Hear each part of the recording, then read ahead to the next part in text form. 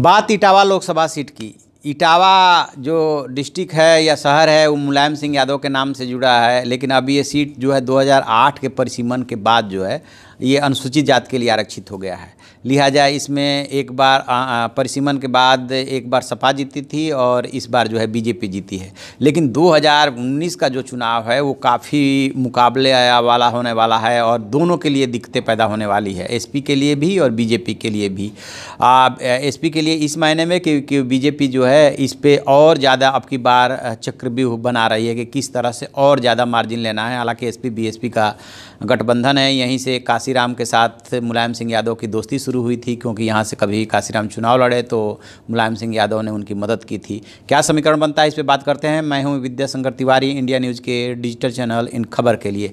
आप इसके मौजूदा समीकरण पर यदि बात करें तो यहाँ पर कुल लगभग 17 लाख मतदाता हैं, जिसमें से कि 8 लाख पिछड़े हैं और 3 लाख दलित हैं। और 5 विधानसभा सीटें हैं, उसमें इटावा है, भरथना है, दिबियापुर है, औरैया है और सिकंदरा है और 5 पे बीजेपी का कब्जा है। और जो पिछला चुनाव हुआ था उसमें बीजेपी के अशोक कुमार दोहरे जो है जीते थे और 1,72,73,000 के मार्जिन से जीते थे। और दूसरे नंबर पे जो है एसपी के प्रेमदास कठेरिया रहे थे और बीएसपी तीसरे नंबर पर रही थी। लेकिन यदि दोनों के वोटों को जोड़ देते हैं तो फिर बीजेपी के लिए मुश्किल होने वाली है। हालांकि इसके बावजूद नेक टू नेक बनेगा, क्योंकि अशोक कुमार दोहरे को 4,39,000 मिला था और एसपी को 2,66,000 और बीएसपी को जो है 1,92,000।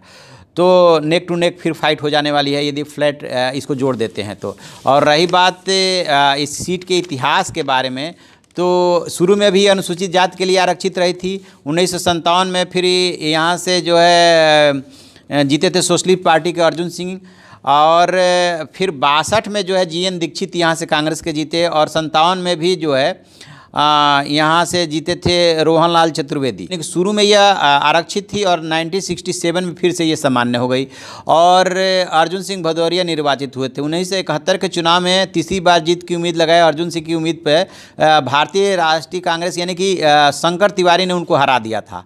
और 77 में अर्जुन सिंह लोक दल से चुनाव लड़े और कांग्रेस के शंकर तिवारी को हरा करके उन्होंने अपना हिस्सा बराबर किया था। तो 96 तक अलग अलग पार्टियों के प्रत्याशी यहाँ से जीत करके सांसद बने। लेकिन 1998 के चुनाव में भारतीय जनता पार्टी की सुखदा मिश्रा समाजवादी पार्टी के राम सिंह साक्य को हरा करके इस सीट पे महिला सांसद निर्वाचित हुई थी। और 2014 के चुनाव में अशोक कुमार दोहरे यहाँ से भारतीय जनता पार्टी के जीते और उसके पहले भी कई बार यहाँ पे समाजवादी पार्टी जो है जीतती रही है। तो कह सकते हैं कि हाल के दिनों में इस सीट पे जो मुकाबला होता रहा है वो समाजवादी पार्टी और बीजेपी में ही होता है। उसमें बसपा भी लड़ाई को त्रिकोणीय बनाती है। अब इस बार जो है बसपा और समाजवादी पार्टी गठबंधन बना लिए हैं। लिहाजा अशोक कुमार दोहरे को ही यदि बीजेपी चुनाव मैदान में उतारती है, क्योंकि पिछला मार्जिन ठीक ठाक था, तो फिर लड़ाई बहुत मुश्किल होने वाली है। और यदि कोई नया फैसले आती है तो फिर देखना होगा कि इसे लड़ाई किस तरफ जाती है। लेकिन यह कांग्रेस यदि उतरती है तो लड़ाई त्रिकोणीय होनी है। और कांग्रेस वैसे भी कोई बहुत इंपॉर्टेंट फैक्टर नहीं है जब ये सपा बसपा का गठबंधन हो गया है। तो देखते हैं जो भी समीकरण होगा हम आपसे इसमें अपडेट करते रहेंगे। तो आप ऐसी खबरों के लिए देखते रहिए हमारा डिजिटल चैनल इन खबर और उसे सब्सक्राइब कीजिए।